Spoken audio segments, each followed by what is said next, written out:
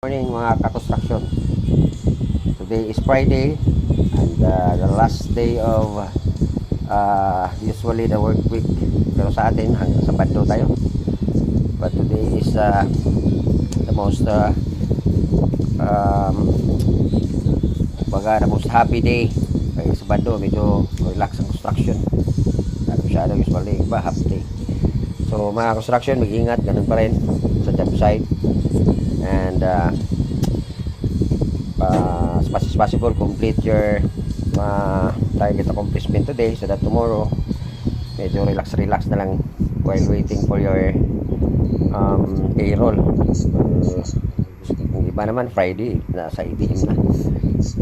So guys, lagay na dati paging isipin ang kaligtasan and magdasal palagi para gabayan tayo ng Panginoon sa ating mga gawain sa araw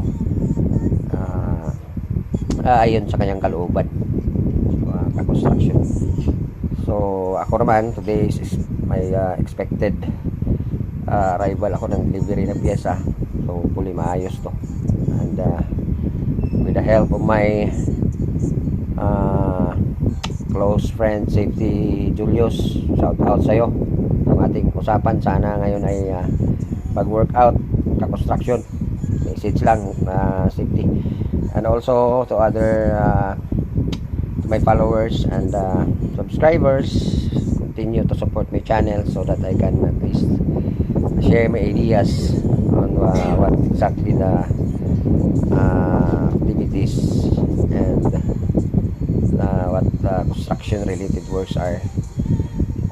Lalo pag nasa Manila na ko, share ko po hindi lang construction and also to my friends and other not construction workers are also welcome to this channel and please support it mga construction. I love you all guys and God bless. Good morning.